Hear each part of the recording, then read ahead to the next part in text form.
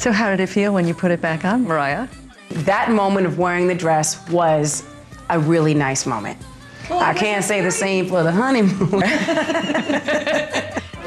Coming up, all that glitters is not gold. The tabloids, the talk, the truth behind the meltdown. Oh my God, what are you doing? So what went wrong in 2001 for you? We now return to People in the News.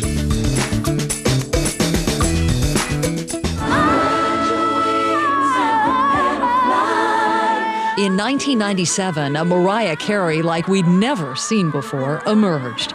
Just minutes from finalizing her divorce to Sony Music president Tommy Mottola, the ring was gone, the hair was down, the butterfly was taking flight. You know, I think it was a moment in time that people saw such a transition between the girl that was always really covered up to jumping into a pool in the Honey video in my Gucci stilettos and ripping off the dress and being in the James Bond bikini, which I loved and I lived for.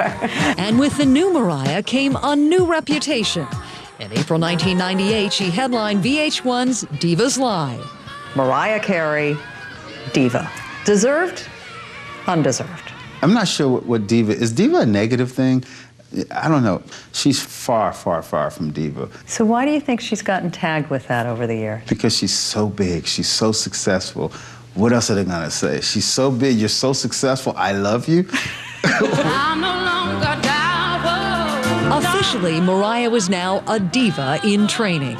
It was during this time buzz began to build about her shortstop in spring training. His name, Derek Jeter.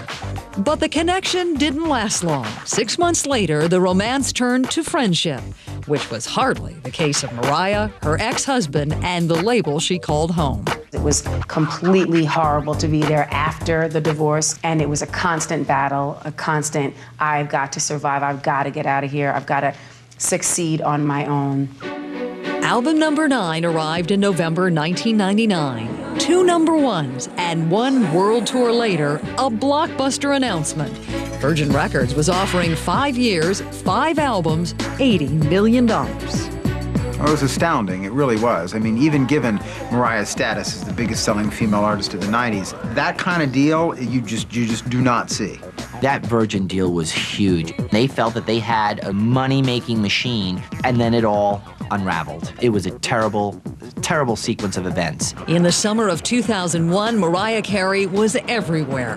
Her first album with Virgin was soon to be released. Her first motion picture was in the can. 2001 was supposed to be a glittering year. I think she was just pushing herself so hard that this single Lover Boy and then the soundtrack and then the movie all had to be right. And everyone points to that TRL appearance as the moment where it just seemed like she was on the verge of some sort of breakdown. What are you doing?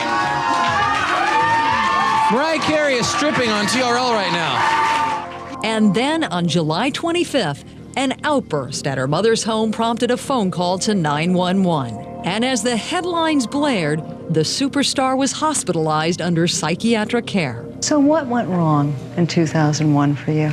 I was working. I took it on my shoulders and said, I'm gonna work every single minute of the day. I don't care, I'm gonna make this happen. And then basically, I didn't sleep for like 6 days in a row, and I just collapsed. And it was a physical thing where nobody could have done that. In the fall of 2001, both Glitter the film and album flopped. And as tabloids chronicled every move Mariah made, Virgin Records counted every penny they lost. In April 2002, just 1 year after signing one of the biggest contracts in music history, Virgin paid Mariah $28 million and terminated their 5-year deal. I think that